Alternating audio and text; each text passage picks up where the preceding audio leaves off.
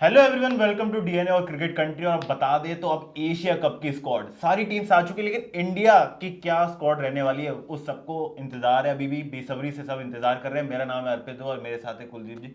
तो कुलदीप जी, में सबसे बड़ा सवाल यही है कि हमारे कप्तान डिसाइड हो चुके हैं, लेकिन उसके अलावा टीम में बहुत बड़े चेंजेस देखने को मिल सकते हैं, क्योंकि लास्ट T20 वर्ल्ड कप से देखे तो रोको वो बाहर हो चुके हैं। भाई सिर्फ रोको ही नहीं, मुझे लगता है कि कई बड़े चेहरे बाहर हो गए हैं। लास्ट T20 वर्ल्ड कप के बाद से हमारी टीम पूरी तरह से बदली हुई है। इंडिया ने जो लास्ट 20 T20 मैच खेले हैं उसमें अगर आप देखें तो पूरी तरह से यंग टीम खेली है, पूरी यंग टीम है। सूर्या की कप्तानी में पूरा ऐसा स्क्वाड खेला है जिसको हम लोग अगले 8 या 10 साल तक देख सकते हैं। बिल्कुल। तो अगर मेरे मेरे हिसाब से अगर आप बात करें तो मुझे बहुत ज्यादा चेंजेस की गुंजाइश इस टीम में नहीं दिख रही है। लेकिन चर्चाएं तो होती ही हैं, और कई प्लेयर्स की परफॉर्मेंस है जो उनको दावेदार खड़ा करती है। दावेदार जिनमें शुभमन गिल का नाम है, यशस्वी है, साई सुदर्शन है, कई प्लेयर्स हैं।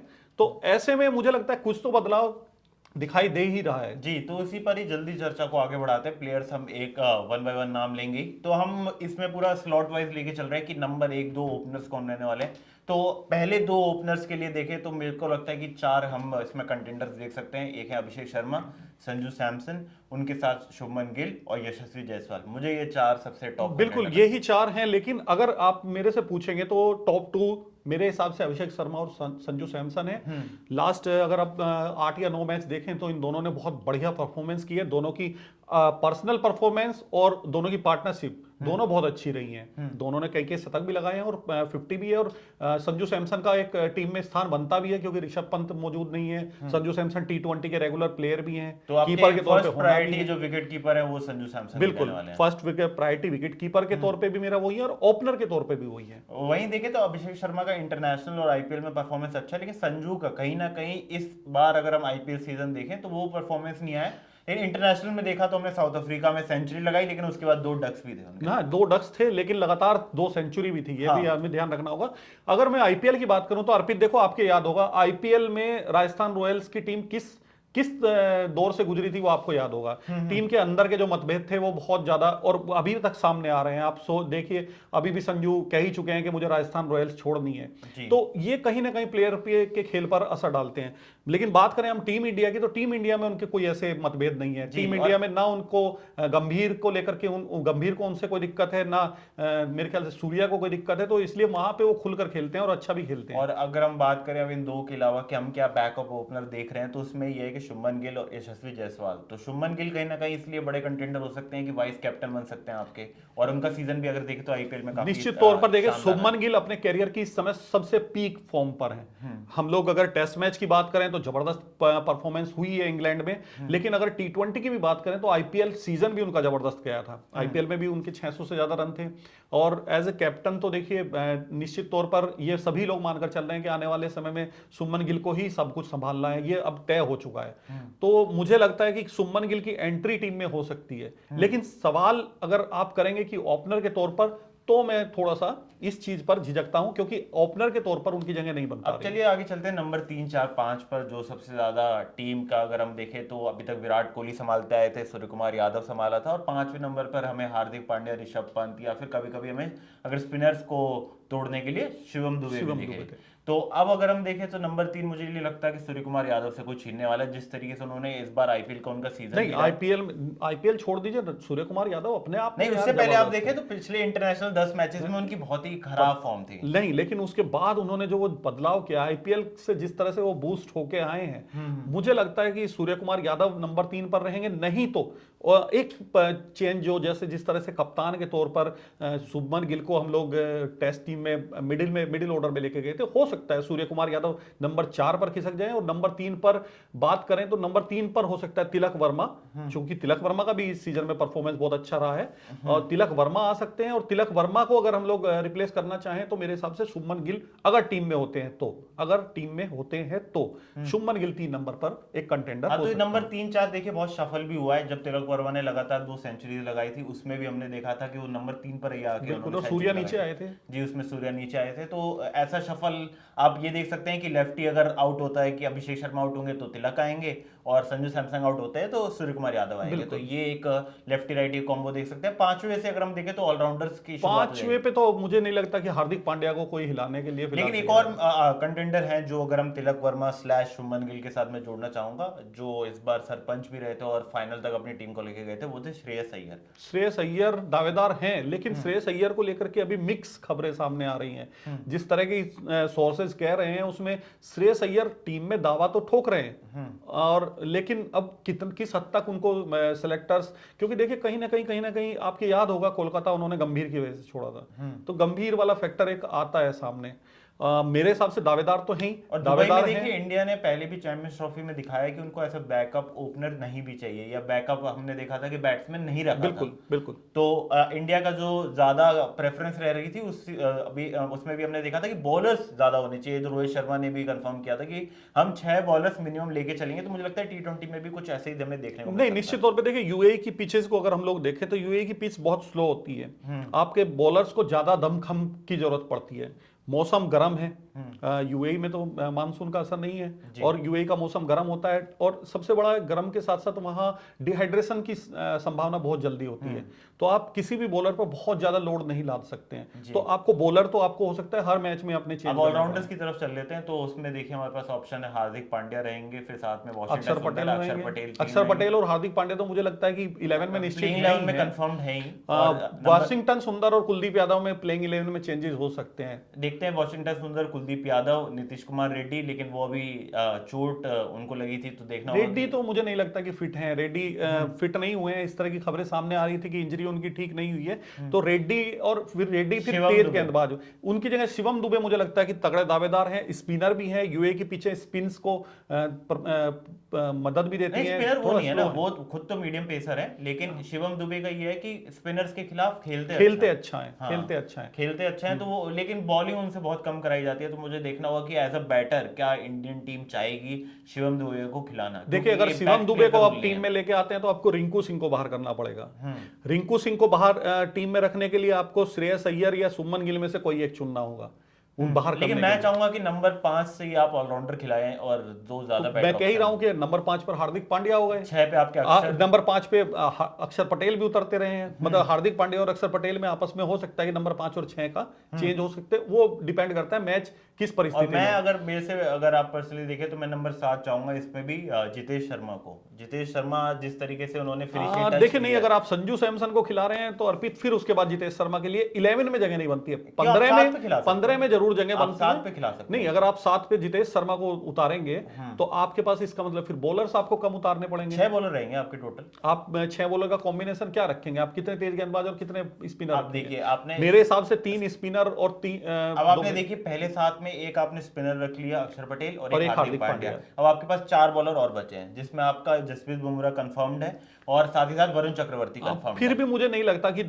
जितेश शर्मा को संजू सैमसन के साथ मतलब एक ही मैच में दोनों को उतारने का टीम मैनेजमेंट वो रखेगा, इस तरह का मतलब मुझे लगता नहीं है। उसकी वजह हो सकता है कि आप एक एक्सपर्ट बैट्समैन को ही लेकर के बढ़ा कर चले। जो मैं बात कर रहा था कि रिंकू सिंह या शिवम दुबे में से कोई एक होगा। हाँ, वही है कि आप चॉइसेस अगर हम देखें तो बैकअप में रख सकते हैं। तो 7वें पे अगर क्योंकि देखिए विकेट कीपर हमारे पास है, लेकिन अगर हम लोग शिवम दुबे को उतारते हैं तो हमारे पास बॉलर की चॉइस बढ़ जाती है। हमारे पास एक एक्स्ट्रा बॉलर शिवम दुबे बन सकते हैं क्योंकि उन्होंने इतनी बॉलिंग की नहीं। लेकिन अगर हम बात करें तो देखिए हमने तो वाशिंगटन सुंदर उतार सकते हैं हम लोग। वही आपके पास 7वें नंबर पे बैट्समैन फिक्स्ड है। फिर आप 8वें पे अगर हम देखें सिर्फ बोलने के लिए हैं कि बुमराह और एक आपके लिए वरुण चक्रवर्ती, 2 फिक्स है लेकिन 2 जगह अभी भी बची हुई हैं। तो ये देखना होगा क्या उन 2 जगह में से एक तो मैं मान के चल रहा हूं अर्शदीप सिंह फिक्स होंगे क्योंकि लेफ्टी बॉलर है। T20 में लेफ्टी राइटी का कॉम्बिनेशन होगा।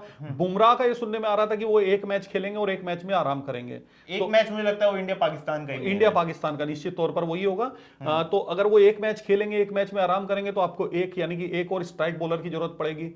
अब वो स्ट्राइक बॉलर आप मोहम्मद सिराज को साथ लेके जाते हैं, नहीं जाते हैं, या आप प्रसिद्ध कृष्णा को उतारते हैं, ये देखना होगा कि इन दोनों में से कोई एक। मुझे लगता है कि तीसरा बॉलर मुझे लगता है तेज गेंदबाज हर्षित राणा होंगे ही होंगे टीम में। जी, तो ये जो चॉइस बन रही है 11वें पिक की एक और एक्स्ट्रा बॉलर, तो वो नजर आ रहा है यहाँ पे मोहम्मद सिराज हो सकते हैं, प्रसिद्ध कृष्णा जो इस बार उनको शमी पर्पल फिट होते कैप। तो शमी फिट होते तो शमी होते, लेकिन शमी ने हालिया कोई कॉम्पिटेटिव क्रिकेट नहीं खेली है। हालांकि उनके वीडियोस आ रहे हैं कि वो लोग वो फिटनेस फिट तो दिखाई दे रहे हैं नेट पे प्रैक्टिस करते हुए, लेकिन कोई कॉम्पिटेटिव क्रिकेट उन्होंने और नहीं शमी खेली है। 50 बॉल के लिए ठीक है, टी20 वर्ल्ड कप में हमने देखा है कि उनका भी इतना अच्छा फॉर्म नहीं रहा था जब बुमराह की अगर हम देखें तो उनका सीजन अच्छा रहा है, कोई लेकिन नया शमी गेंदबाज आपके दिमाग में आता है अर्पित, जो हम लोग चूक रहे हो, लेकिन कोई नया गेंदबाज ऐसा जिसको एकदम सेलेक्टर्स एकदम से चौंका दे सबको कि उसको लेकर के टीम में कोई ऐसा नाम आपके दिमाग में आ रहा हो तेज गेंदबाज में? तेज गेंदबाज में देखिए अगर हम बात करें तो सिराज और प्रसिद्ध कृष्णा के अलावा जो मुझे अच्छा परफॉर्म करते दिखे थे वो थे वैभव अरोड़ा, लेकिन उनका ये है कि डेथ ओवर्स में वो इतना अच्छा नहीं करते, लेकिन शुरुआत में स्विंग उनकी काफ़ी ज़्यादा बेहतरीन रहती है, तो एक वैभव अरोड़ा ऑप्शन हो सकते थे, लेकिन इंडिया हमेशा थोड़ा इसमें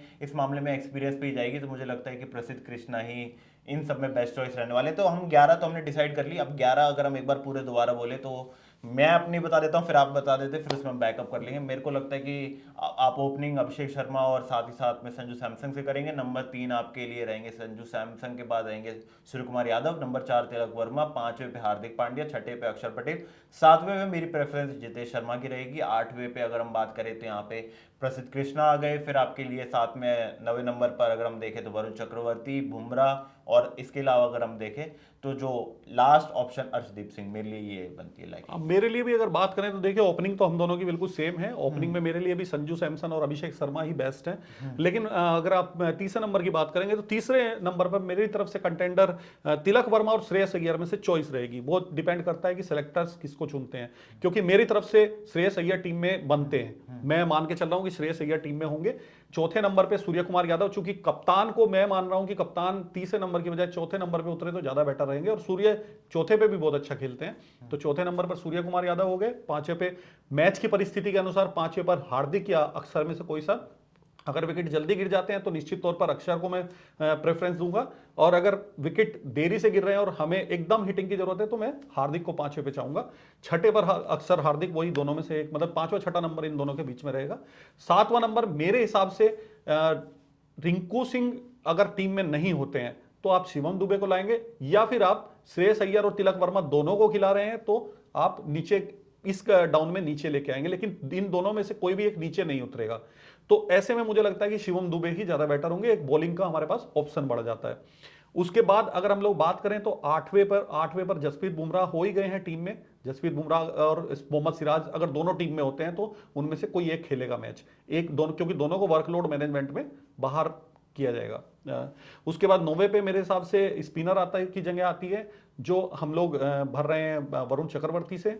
10वें पर हम लोग ले रहे हैं वाशिंगटन सुंदर या अर्शदीप सिंह में से किसी को। और 11वां जो बॉलर है, 11वां बॉलर मतलब अब ये मैं देखना पड़ेगा कि तेज गेंदबाज खिलाएंगे हर्षित राणा, या आप बाद लेके आएंगे वाशिंगटन सुंदर, मतलब एक स्पिनर प्रसिद्ध कृष्णा या प्रसिद्ध कृष्णा मेरा भी चॉइस थी, हाँ, प्रसिद्ध कृष्णा या वाशिंगटन सुंदर में से कोई एक, मतलब आप अगर 3 तेज गेंदबाज आप उतारते हैं तो आप प्रसिद्ध कृष्णा को उतारेंगे, और अगर आप प्रेफरेंस देते हैं कि मुझे स्पिनर्स ज्यादा उतारने हैं तो आप वाशिंगटन सुंदर को लेके आएंगे। जी, तो ये कुछ रहने वाले हैं। और बैकअप्स के लिए देखें तो अभी पूल बड़ा है, लेकिन मैं अपने अगर बैकअप्स देखूं तो मुझे यहाँ पर बैट अगर बॉलर में देखें तो हर्षित राणा नजर आ रहे हैं, और साथ ही साथ में इसके अलावा अगर हम 3 ऑप्शंस और अगर मैं देख रहा हूँ तो बैटर में रिंकू सिंह हो सकते हैं, वो शुभमन गिल हो सकते हैं, 2 बैटर्स में ये ऑप्शन रहेगा, और एक स्पिनर में वाशिंगटन सुंदर। ये मेरे हिसाब से जो अभी आपने जो बात की है कि मतलब बैकअप वाली में जितेश शर्मा चूंकि आपकी टीम में थे, मेरी में नहीं थे, लेकिन मैं मान के चल रहा हूं कि जितेश शर्मा 12वें नंबर पे तो रहेंगे ही रहेंगे। 13वें नंबर पे मैं कुलदीप यादव को देख के चल रहा हूं। कुलदीप यादव वाशिंगटन सुंदर टीम में अंदर बाहर होते रहेंगे, डिपेंड सामने। लेकिन आप तो वाशिंगटन सुंदर स्लैश प्रसिद्ध कृष्णा स्लैश वो कह रहे थे, तो बाहर रहेंगे ना। मैंने कहा ना, नहीं, प्रसिद्ध कृष्णा को मैंने 11वें नंबर पे स्लैश दिया, हर्षित राणा वर्सेस प्रसिद्ध कृष्णा। मतलब तो हर्षित राणा भी आपके लिए बैकअप में रहेंगे। हर्षित राणा मेरे बैकअप में है, हाँ, और साथ में आपके बैकअप में कुलदीप यादव भी और जितेश शर्मा भी। ये 3 है, और ये 3 मेरे हैं। एक प्लेयर मेरा जो रहेगा वो शुभमन गिल हो सकते हैं। आपने श्रेयस अय्यर को भी स्लैश में रखा था तिलक वर्मा के। मैंने कहा ना, शुभमन गिल हो सकते हैं, श्रेयस अय्यर हो सकते हैं, जिसको किसको अब सिलेक्टर्स चुनते हैं वो उसके ऊपर डिपेंड करेगा। तो ये कुछ 2 स्क्वाड्स हमने डिफाइन की थी कि जो हो सकती हैं कि आपको कुछ ही दिनों में सुनने को मिले। मोस्ट प्रोबेबली हम देख रहे हैं यहाँ से 20 या 21 तारीख को टीम अनाउंस मैं इसमें एक बात अभी जोड़ना चाहूंगा मैं फाइनल करने से पहले अर्पित, क्योंकि हम लोग बात कर रहे थे कि आपने रिंकू को चुना, मैंने नहीं चुना। हो सकता है ये बात उठे कि मैं रिंकू को क्यों नहीं चुन रहा हूं। मेरे हिसाब से रिंकू बहुत बढ़िया बैट्समैन है, रिंकू एक शानदार बैट्समैन है और निश्चित तौर पर मैच फिनिशर भी बहुत अच्छे हैं। लेकिन अगर हम लोग करंट फॉर्म की बात करें तो आप भी मेरे ख्याल से सहमत होंगे इससे कि करंट फॉर्म में रिंकू उस तरह से नहीं दिख रहे हैं जिस तरह से रिंकू थे। अपॉर्चुनिटीज भी देखे तो उनको उतनी अपॉर्चुनिटीज मिली नहीं है। वही मैं कहना चाह रहा था कि शादी के बाद काफी लोग वही मैं कहना चाह रहा था कि केकेआर में केकेआर के लिए वो खेलते हैं आईपीएल में और केकेआर के कोच गौतम गंभीर हैं। जब गौतम गंभीर के कोच रहते हुए उनको केकेआर में अपॉर्चुनिटीज नहीं मिल रही हैं, वहां उनको मौके नहीं मिल रहे हैं। वहां 130 बॉल एक सीजन में और 134 बॉल एक सीजन में, इस तरह का उनका रहा। जब तक उनकी शादी नहीं हुई थी ना। अब शादी के बाद देखिए आप पिच पर ज्यादा बेहतरीन, लेकिन शादी के बाद विराट कोहली भी हो जाता है आदमी जिसका एवरेज गिर जाता है। कुछ लोग रोहित शर्मा हो जाते हैं, स्टीवन स्मिथ हो जाते हैं, लेकिन कुछ विराट कोहली भी हो जाते हैं। तो कुछ इसी तरीके से देखते हैं कि किस तरीके से स्क्वाड रहने वाली है। और एशिया कप से जुड़ी हुई सारी खबरें आपको यहाँ पे मिलेंगी, तो फॉलो, लाइक और सब्सक्राइब कर लीजिए डीएनए और क्रिकेट कंट्री दोनों को। Thank you for watching.